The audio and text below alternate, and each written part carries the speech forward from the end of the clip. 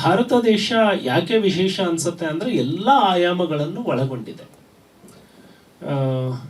ನಾನು ಸ್ವಲ್ಪ ಈ ರಾಜಕೀಯಕ್ಕೆ ಬಂದ ಮೇಲೆ, ಸ್ಟೂಡೆಂಟ್ ಇದ್ದಾಗ ಭಾಳ ಸಿನಿಮಾ ನೋಡ್ತಿದ್ದೆ ನಾನು ಕೂಡ. ಈ ರಾಜಕೀಯಕ್ಕೆ ಬಂದ ಮೇಲೆ ಸಿನಿಮಾ ನೋಡೋದು ಕಡಿಮೆ ಆಗಿದೆ. ಒಂದ್ಸರಿ ಇಂದ್ರಜಿತ್ ಲಂಕೇಶ್ ಅವರು ಭೇಟಿಯಾಗಿದ್ರು. ನೀವು ಮಜಾ ಟಾಕೀಸ್ ನೋಡಿದ್ದೀರಾ ಅಂದರು.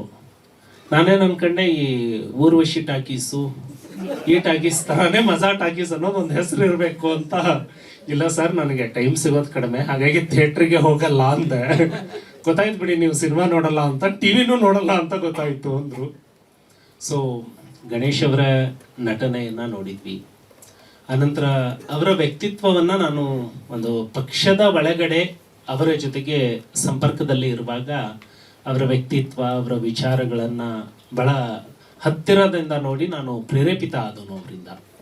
ಚಿತ್ರ ನೋಡಿದಾಗ ನಾನು ತೀರ್ಮಾನ ಮಾಡಿದೆ, ಬಹುತೇಕ ಒಂದು 15 ವರ್ಷ ಆಗಿರಬೇಕು ನಾನು ಸಿನಿಮಾ ನೋಡಲಾರ್ದೆ, ಆದರೆ ಈ ಸಿನಿಮಾ ನೋಡ್ಲಿಕ್ಕಾಗಿ ನಾನು ಥಿಯೇಟ್ರಿಗೆ ಹೋಗಿ ಈ ಸಿನಿಮಾ ನೋಡ್ತೀನಿ ಅಂತೇಳಿ ಭಾಳ ಸಂತೋಷದಿಂದ ಹೇಳ್ತೀನಿ. ಸೊ ಪೌರಾಣಿಕ ಚಿತ್ರ. ಬಹುತೇಕ ಈಗ ಸಾಹಿತ್ಯ ಓದುವಂಥದ್ದು ಕಡಿಮೆ ಆಗಿಬಿಟ್ಟಿದೆ.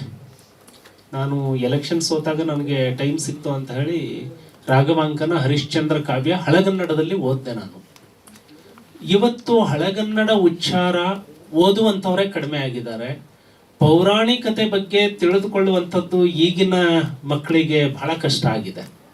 ಈ ನಿಟ್ಟಿನಲ್ಲಿ ಪೌರಾಣಿಕತೆಯ ಬಗ್ಗೆ ಚಿತ್ರಗಳು ಅವು ಸಮಾಜವನ್ನು ತಲುಪಬೇಕು, ಯುವ ಪೀಳಿಗೆಯನ್ನು ತಲುಪಬೇಕು, ಯಂಗರ್ ಜನ್ರೇಷನನ್ನು ತಲುಪಬೇಕು ಅಂತೇಳಿ ನಾನು ಬಯಸ್ತೇನೆ.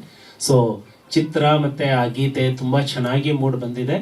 ಯಶಸ್ವಿ ಆಗಲಿ, ನಾವೆಲ್ಲರೂ ಸೇರಿ ಇದನ್ನು ಯಶಸ್ವಿಗೊಳಿಸೋಣ ಅಂತ ಹಾರೈಸ್ತೇನೆ. ಎಲ್ಲರಿಗೂ ಒಳ್ಳೆಯದಾಗಲಿ. ನಮಸ್ಕಾರ.